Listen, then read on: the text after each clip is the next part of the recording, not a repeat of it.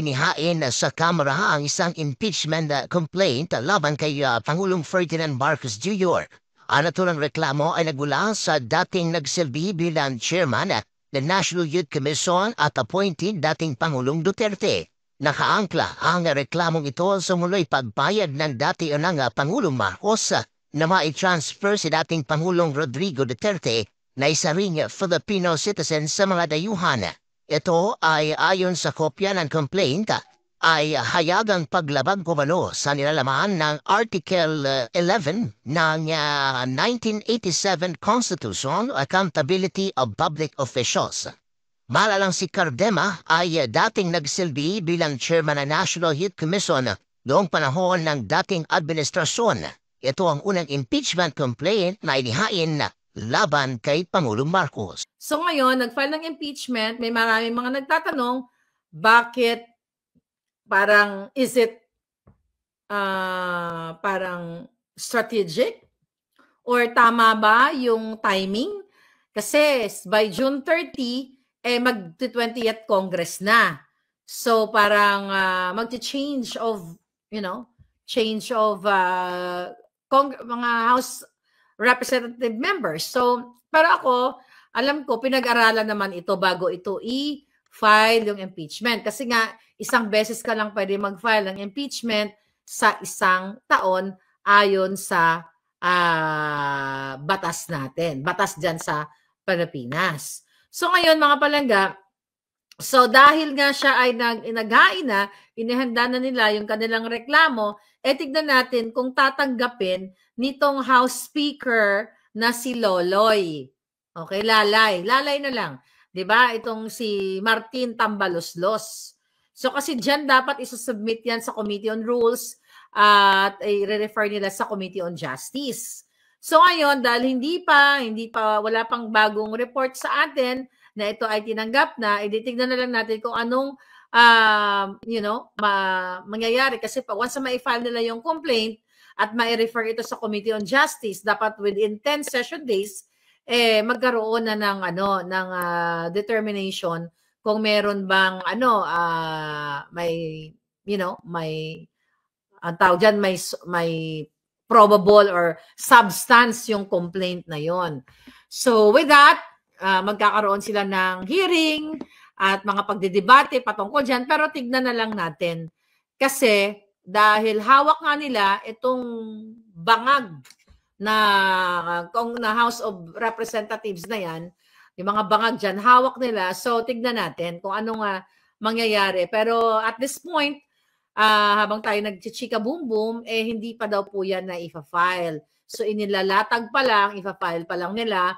I don't know, anong araw na ba dyan? Friday. So tignan natin kung anong magiging result yan. Pero at least maganda.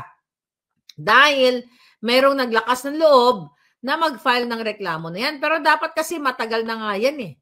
Dapat doon pa lang sa 5,500 flood control, sa kidnapping, sa hoarding, yung pag-appoint kay Michael Ma. Dapat Ronald Cardema, sir, isama mo sana yan sa reklamo mo, yung pag-appoint ni Marcos Jr. kay Michael Ma na pinangalan ng smuggler, pero in-appoint pa nila na special envoy to China. Ang dami eh. Kaya nga mga kababayan, yung sinasabi ng iba na si Amy Marcos ay nag-expose ng lahat ng nangyayari nakabulukan sa gobyerno ng kapatid niya, fake news yan. Bakit fake news? Sige, kumoment kayo dyan.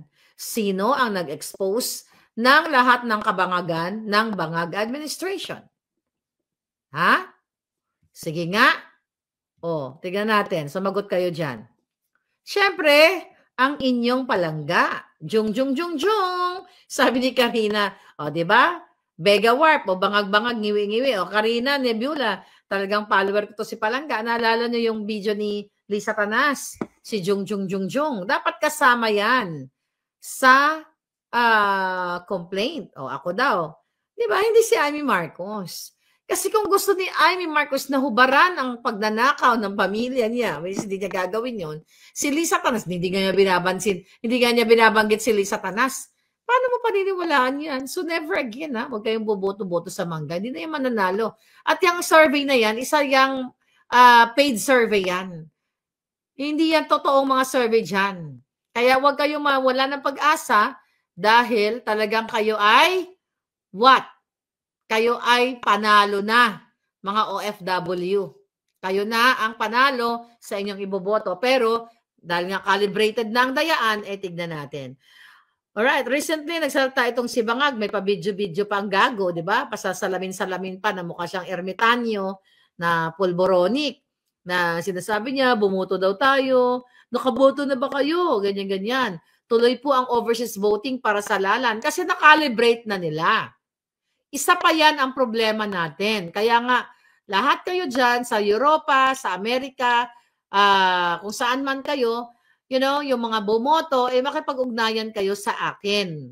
Para malaman natin kung sino-sino yung mga binoto ninyo. Ay, by the way, kasi, di ba nangako si Atty. Glenn Chong, aayusin natin yan. Teka, yung email ko nandyan sa ilalim, ha? Aayusin natin yan. Let's say, kung ikaw nasa LA, sabi mo, Marlica, bumoto ako. Lahat ng bumoto sa LA, mag-email dyan. I-send nyo yung inyong mga, trabaho na naman ito. Kailangan ko ng tulong. Basta mag-email lang kayo dyan kung sino yung mga binoto nyo, since may mga organization naman kayo, para malaman natin. Let's say sa Netherlands, dito sa, sa, what do you call it? Sa embahada na ito.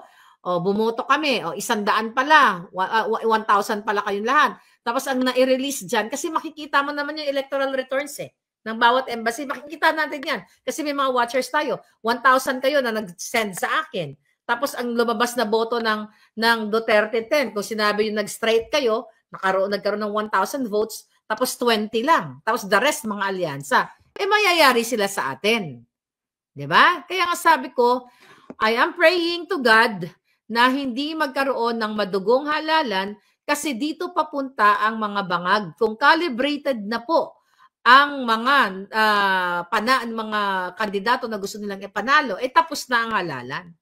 Which is hindi naman imposible yan dahil andyan ang ating Attorney Glenn Chong, andyan sila na nakikipaglaban dito sa electoral dayaan na ito. So, kailangan lang natin talagang i-dokumentado o i-document yan. Kaya malakas ang loob ni Bangag Jr. na manawagan dito sa voting, online voting na ito kasi nga nakalibrate na ng mga walang hiya.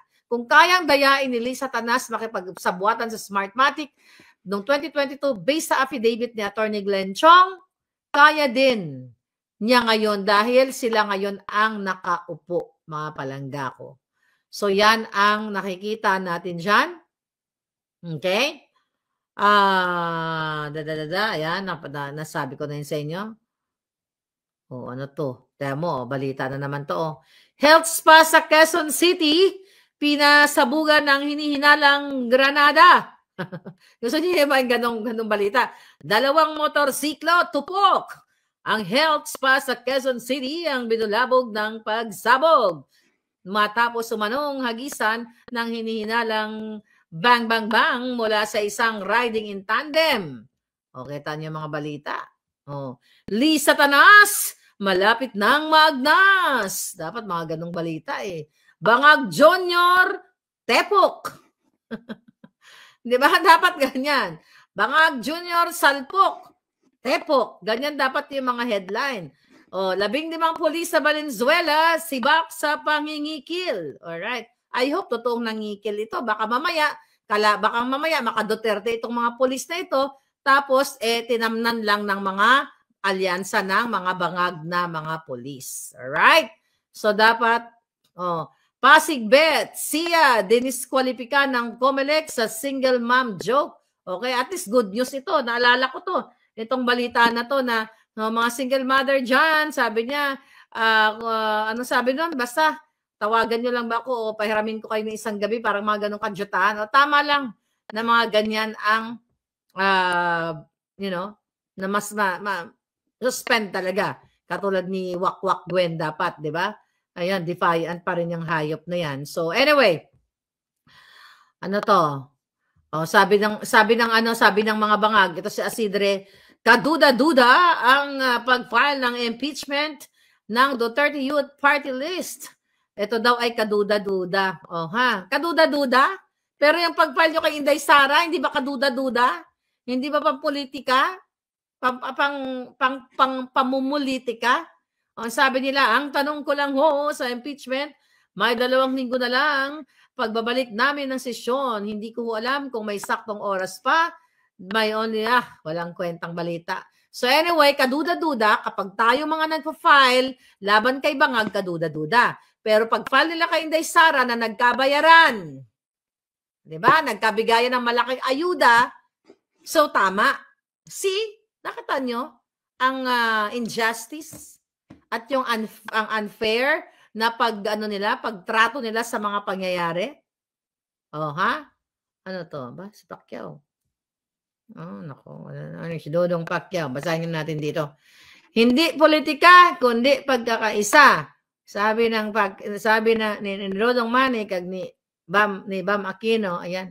Shoot sa inadoro tong mga ito. Ano magawin mo ng Dodong Manny? Magboksing-boksing ka na, tiguwang ka na kasi ayaw mo pang boto si Dodong, ha. Baka managinip na naman yun, kabayo na naman. Ang nakakaloka lang ngayon, walang debate. Bakit kayo, ito nga by the way, bigla ko naalala. Kayong mga mainstream media, bakit walang debate ngayon? Bakit hindi niimbita ang mga alyansa ng mga bangag para ipinadebate nyo sa aming Duterte 10? Di ba? Wala. Inutusan kasi kayo, no?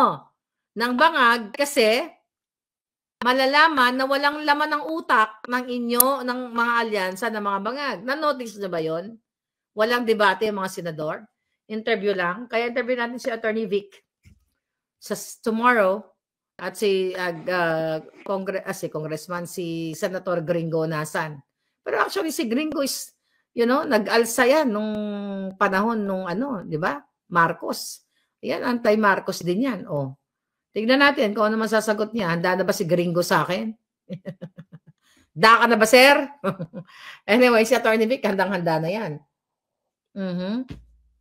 May nilulutong laban si Pacquiao. Malamang paubos na ang pera niya, sabi ni Ariel. Alright.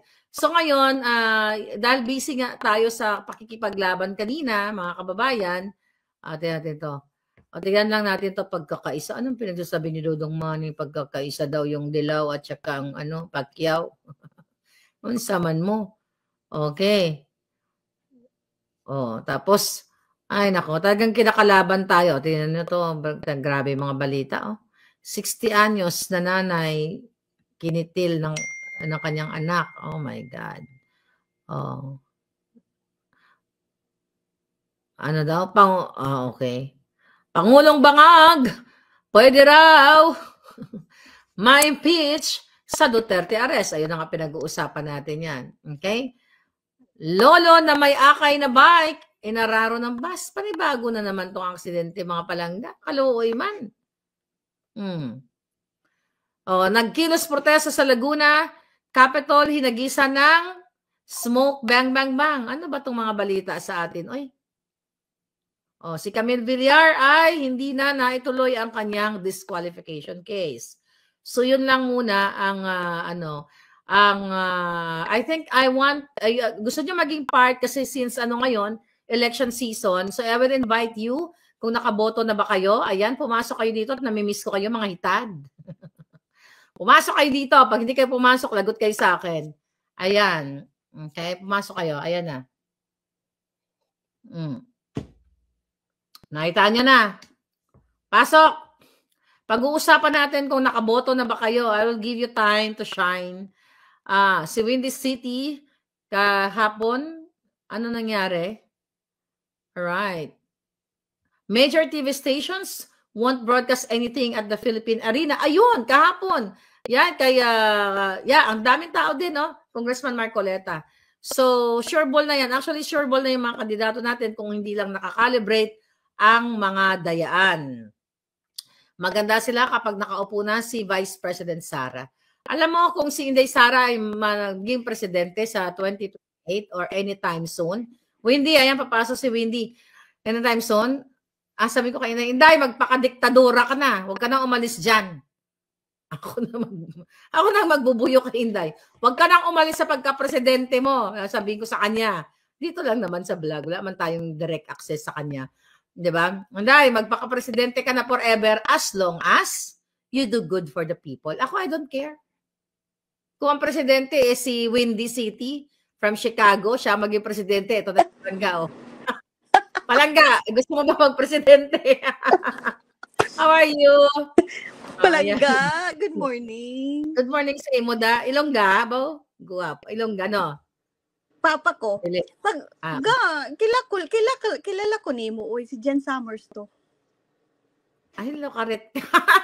Ikaw pala yun. Musta ka na, Jen? Ba't ang aga mo nagising? Hindi, natrabaho ako. Trabaho ka na sa work ka? Pero iba na naman ang pangalan mo. Pero naminaw ko sa imo ha, perminti sa mga live mo. So, you're talking about the, who voted already. So, I did yesterday, Maharlika. So, here's the thing, because I was so adamant to know or na mag-vote talaga kasi they're having a problem dito sa Chicago. So, obviously, hindi ako pwede pala maka-vote using my Philippine passport na butas na. And then, I don't have any like driver's license, obviously. I only have US passport. So, so I insisted, like, I keep emailing them, like, I need to vote. You need to help me. So, apparently, they will call you and help you to vote. So which they did yesterday. I was able to vote. Unfortunately, it's like time mabilisan ba, kumbaga kailangan may sa ulo mo na kaagad yung ano mo kasi I'm voting online, they're on my phone because they want to make sure that you voted. And then so these are bases on my experience only, Palangga, ha. So nag-vote ako kahapon, no. So of course, memorize ko na yung Duterte and then +2, if whatever, but definitely I did not, vote Amy. So good. Yeah, dili gid masunod sa akin na sa ako ang na mag-vote. Pero pasaylo ako kung that's what, but this is me. Yeah. I have my right. Yeah, that's your right. Okay, go ahead. So karon Palangga, so I was voting. Damo na, Duterte, memorize ko na, no? Pero scattered kasi. So, but since na memorize ko 10, ganun hanggang 56. Karon memorize ko. Pag, di ba sometimes, vote ka lang ng 10. But I guess sa voting online pala is you have to finish 12. Otherwise, you will not go forward. Yeah. Oh, really? Dili man siya dili siya magsabi lang siya na 10. Dili siya mag-forward. So, this is basically my own opinion, ha, not other opinion. This is experience mo. Experience ko gid kahapon. So, ngayon, na ako, 11 lang ba? Try ba? Dili gid siya Palangga. So, ko na, so, gipili ko na tong gusto ni tatay, diba? So, syempre, whatever. So, and then ka na sa party list. Anda mo nga party list karon na sige ko pangita kang PPP sa ato ba na kung dili gid ka baging vigilant ka nang pugson mo lang ng oras mo kasi ka katanaw ba nga hanap ng party list. So focus gid ka sa online, focus gid ka ba nga nagaboto ka, and then pay attention gid ka kay malibog ka sa mga gipang sulat di kay scatter gid siya Palangga. And then so when I voted, hindi na excited na ako kay jud ko na kailangan jud ko mag-vote kay marami experience ako unsa jud ang content sa akong gi-vote. Yeah. So karon pag nagkabuhat kog video gani gipicturean ko gid kay perti kataas ang ballot ID. Pag hindi mo siya i-print or copy paste, dili ka makatanaw sa imong gi-vote kung kinsa gid to. Okay. Sa Palangga. Tagalog ka na lang daw para maintindihan tanan is ang mga nanggawas sa mga party list na dili mo siya dili ba nina ako giboto? Bitaw. Pero di ba na i-mention to ni Comelec na ingon ako ba word ako nga gibberish gid siya Palangga kay 75 pages. I printed it. 75 pages of content. Giprint gid ako nasa balay i-send ko gani sa unta sa imo ang video. Okay, pero nag-post ko sa ako ang personal na Facebook. So karon so nag-control F ko sa kay napasa ko ang control F asa si Bato, asa si Go. Makita ko gad Palangga pero to the last pages na gid sa 10 na pages, last 10 pages na sa 75. Yung mga pangalan nila. Dito nakita na ko. Pero gitanaw na ako karon kung gustuhon ko lang gid na isa-isahon Palangga. wala pa ko kakita kay ano, nakita ko lang dito si Go, si Bato, si Rodriguez, singer, Bondok, si Attorney Vic Rodriguez, si INC, sorry, si Marcoleta. Pero since magtrabaho man ko muna, ibalik na ko unya, tanawon gid na ako. Pero balangga, it's impossible, it's mind-boggling that when it says na kanang vote, this is the content of what you voted, but why it's like 75 pages palangga? Unsaon pag kung i-encode mo na siya, I hope na mo gawas katong Duterte. Ano yung 75 pages yung kay ani na siya palangga. Ani na siya kung tayo Tagalog na lang daw para maintindihan nila. Oh, sorry. So ganito kasi yan. So nakita ko na didre sa computer no na sabi yung content sa binote mo.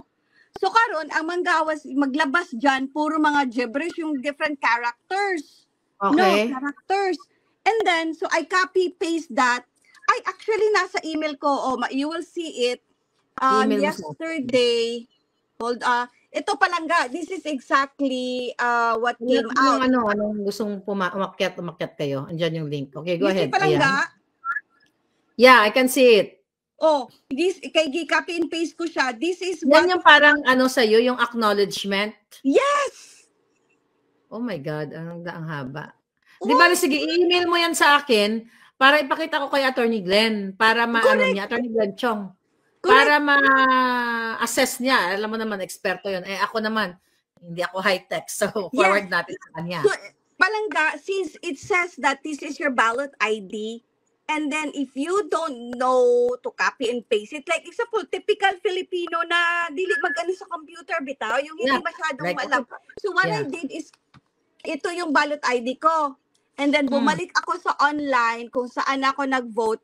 And, yun na nga, kung i-print ko ito, 75 pages to palangga. 75 pages. Forward mo na lang sa akin yan. I will. Para paaralan ni Attorney Glenn. Para we can file a counter, whatever. I made sure talaga palangga na ayun, email ko palangga. Kasi if those people that are, they don't care, like, okay, I voted, and then... Yeah. Lalo na yung mga elderly, no? Walang tiyaga yan sa mga So, it's like, why can they just make simple things so complicated when you can just put 12 senator and one party list? Ginawa nga nila yung online voting na yan para makalibrate nila kung sino ang mananalo, which is yun yung topic, di ba, namin the other day. So, it's good thing na mayroon kang ganyang ebidensya so para ma-assess ng ating mga expert like Attorney Glenn, nila General Rio. Sa lahat po ng mga nandito ngayon na nakaboto niya, pwede po kayong umakyat, nandyan yung link so you can share your experience para ma-share natin sa ating mga kababayan kasi we still have what? How many days pa tayo? Thursday dito ha? Friday, Saturday, 4 days. 4 days palangga. Oo, 4 days pa tayo. Grabe, oo. Sige lang, pa-assess natin yan. So, I'm glad talagang binoto mo ang okay, meron na akong gugurgurin palangga. Gusto kong gurgurin to. May ginurgur lang ako. Okay. Ang tawag daw dyan ay JSON code, sabi ni Valeria Banda. Well, nawala si Wendy. Si Jen Summers palangga. Alright, nawala ka, Wendy. So, sa lahat ng gustong mag-share ng inyong mga experience sa buhay, ng pag-ibig, pwede kayo mag-share.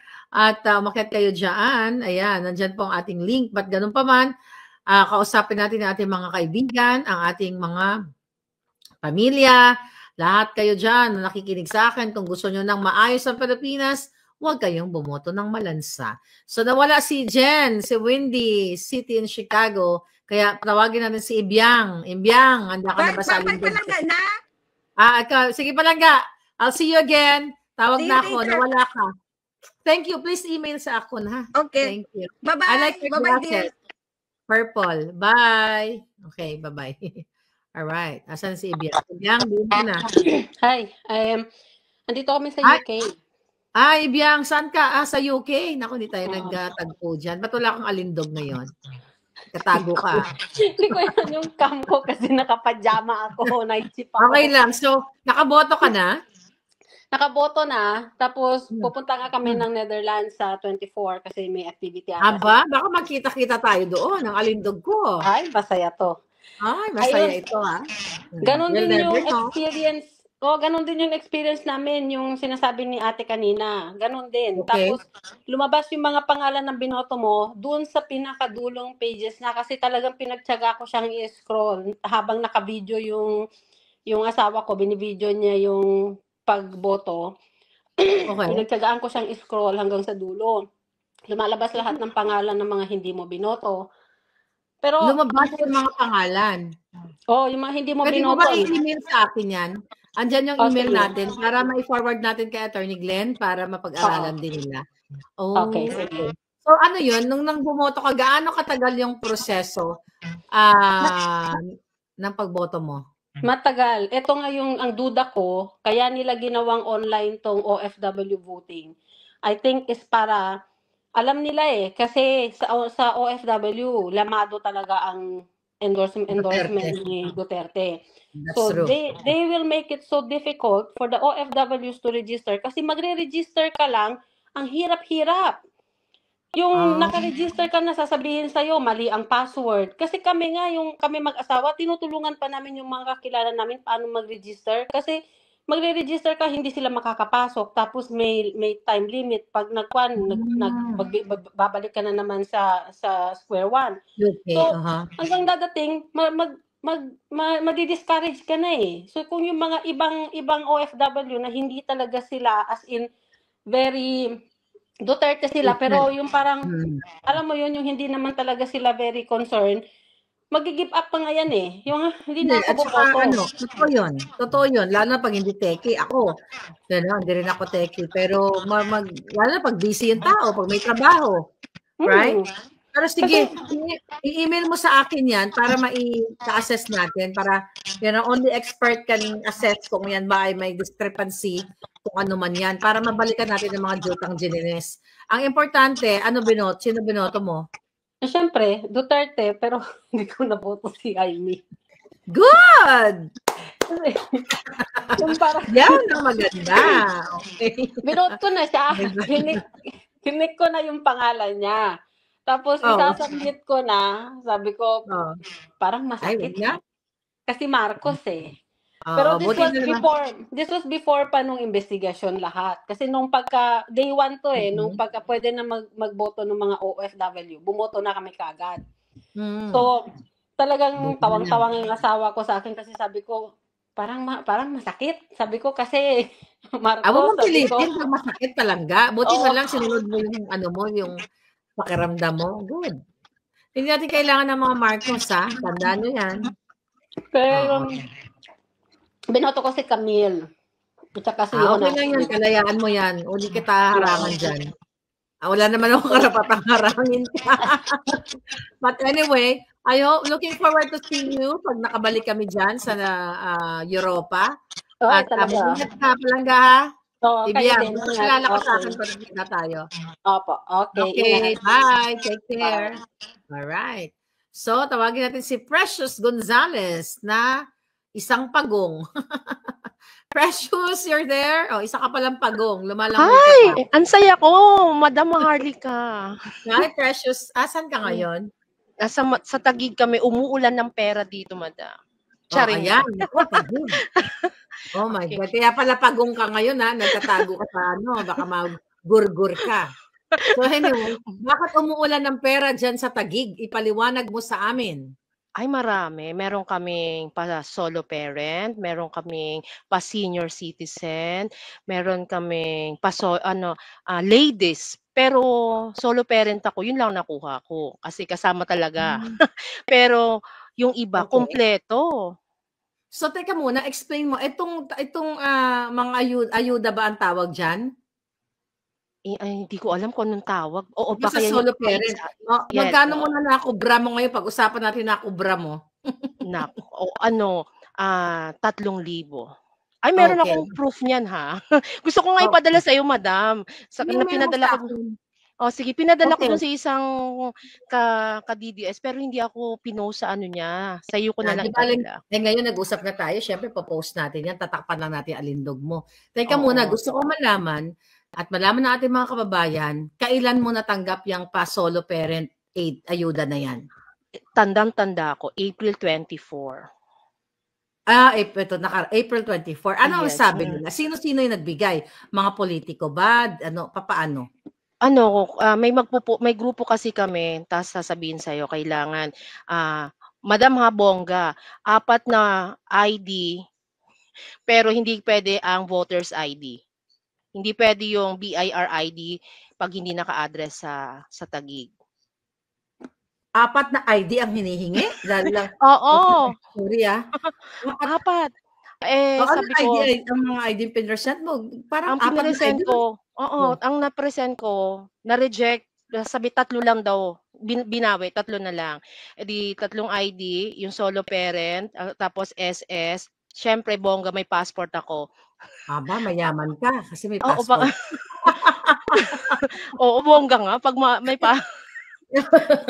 Teka muna, so talagang ganun yung hinihingi nila? Oo, ganun. Pero wala namang sinabi sa'yo na boto si ganito, si ganyan. Hindi, nandoon yung team, alam niyo na kung sino yung mga nandito sa Taguig. Nandoon yung Cayetano? Yes, nandito yung buong buong team niya. Pag nagbigay sila usually may mga area na nandoon yung buong team. Nandoon yung buong parang free camp, kaya sabi ko walang meeting di avance, doon na yung bigay. Teka muna, interesado lang ako yung tungkol sa solo parent na yan. Paano ka maka-qualify diyan? Pupunta ka sa kukuha ka muna ng residency. Okay. Tapos ECCI ka. Putragis 3,000 ECCI ka. Hindi, yan, madam, yan, yung pagiging solo parent, matagal na, pero yung ayuda, kaya nga inis ako sa mga Tulfo, kasi tsaka kay Riza Ontiveros, sabi, meron daw pa ayuda ang mga solo parent. Pero, di ba sabi batas na, pumunta pa ako ng DSWD sa Maynila, sabi sa akin, wala naman yan, sabi. Tapos, munta ulit ako sa Taguig, sabi, antayin nyo after 1 year daw ang batas bago basta magiging tunay na batas. Tapos sabi, aaprubahan pa raw ni Mayor na sa konseho na. Naka-renew na lang ako ng ID, wala pa rin. Okay. Tapos nung nakaupo na yung BBM administration, unang bugso, nakatanggap ako, may kasi parang si Amy, basta may ganon siya daw, may hawak ng DSWD, nakatanggap kaagad ako. Committee, yung committee niya. Committee niya, ganon daw. So sabi ko, hanggang sige, ang tuwa namin dahil solo parent, pinahalagahan. Pero hindi yun ang hinahanap ko. Sabi ko, dapat, kung gustong ibigay, wag kaming pahirapan. Kasi ang hirap humabol ng mga, yung mga leader. Hahabulin mo yung mga leader. Ang solo parent pala is a Welfare Act. Republic Act 11861. Good to know Hindi ko to alam kasi nung panahon ko dyan, ano ang mga benefits ito? Just, wala. ID. ID lang? ID. Walang ayuda na like regular, like panggatas? Wala. Yun nga, di ba? Yun yung pinapangako ni Tulfo tsaka ni Riza Ontiveros na sila daw yung, sabi ni Riza Ontiveros, siya yung nagpasa ng batas na meron daw dapat 1,000 yung bawat single mom. Pero hanggang ngayon, wala pa rin naman nangyayari. So ibig sabihin, ID lang ang pakinabang niyan? Yes, ID. Kasi like dito sa Amerika, pag solo parent ka, meron kang housing, siguro nasa $700 to $800 a month for the kid. Then, meron kang mga, kung ano-ano, I don't know kung anong tawag lang sa program na yon. So, sa atin, meron naman palang batas na ganyan, pero ID lang ang pakinabang. Tapos, pagka nagwo-work na kasi ako ngayon, sabi ko, nakipaglaban ako, di ba dapat wala na kaming, PhilHealth. Hindi, nagwo-work ka, dapat kuhanan ka, magbayad ka. Oh my. Pero di ba may certain ka lang na, let's say kung ang kita mo is hindi naman ganun kalaki, ay paano ba? Wala, basta magbabayad ka, hindi daw po pinag-uusapan do'n kung ganito lang yung kita mo, wala sa gano'n. Okay, grabe. So anyway, kanina sabi mo, umuulan ng pera sa Taguig. So maliban sa solo parent, ano pa yung mga solo parent ayuda, ano pa yung binibigay diyan sa Taguig? Yung mga narinig ko sa aking mga mga puting ahas, nahawa na kami. Yung yung mga ano yun, pa-senior, tapos meron silang ladies kung tawagin. Magkano yung pa-senior? 3,000.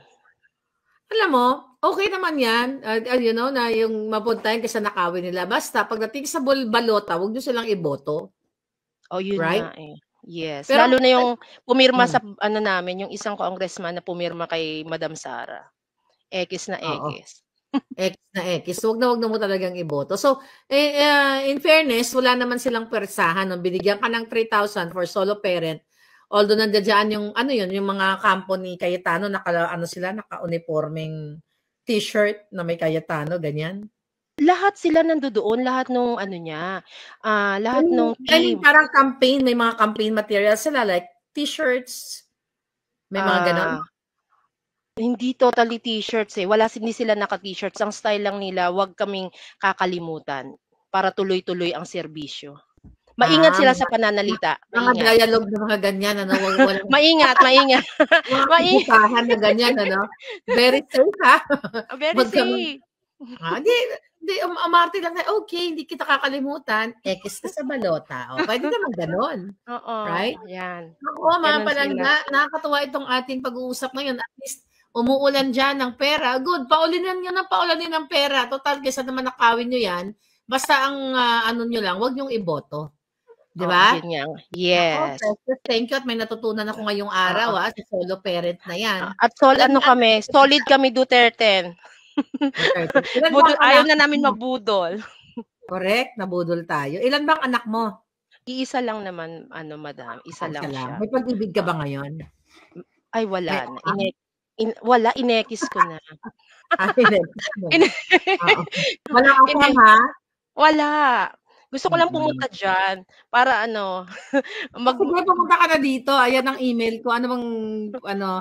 Let me know kung anong pwede ko maitulong sa'yo. Baka pwede kita ma-advisean sa mga interview You know? Pero madam, isa lang bit bago mo ako maputol, hindi na maganda yung salamin mo. Gusto ko yung una, yung pinagkakaguluhan ng tricol.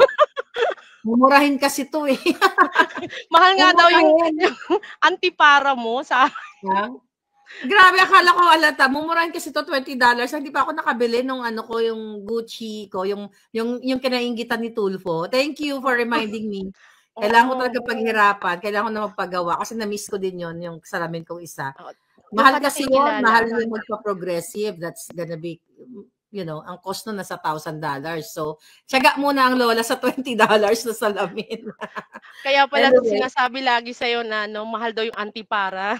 Hindi mo mahal. Kasi mahal naman din talaga yon. Totoo namang mahal po yun. Kasi pag yung frame pa lang mahal na. Yung progressive dito sa Amerika, yung progressive siya, di ba? Pag sa gabi, light siya, clear siya. Pag sa araw ka naging shade siya, ganyan. So it cost me na sa $800 something. So plus frame, kung 300 to 400 yung frame mo, edi bongga, kainggitan ka talaga ni Erich Sylvester. Pero ngayon, dahil purita ko, $20 lang muna yung salamin ni Palangga. Alright? So thank you, madam. I'm so happy. Sasabihin ko sa tatay ko, nakausap kita. Sige. Hi to your daddy. Anong pangalan niya? Si Manuel Gonzales.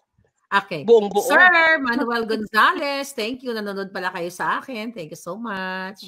Mabuhay kayo. All right, precious. Take care. Bye-bye. Thank you. Bye-bye. Bye. All right. So, si Brodex, ayan na. Ay, nakakatuwa, no? May natutunan tayo, ha? Hindi ko alam yung solo parent na yan. At wala namang ayuda pala dyan. Yun lang, dahil at panahon ng eleksyon, ID nga lang, sabi ni Precious. So, at least natututo tayo, di ba?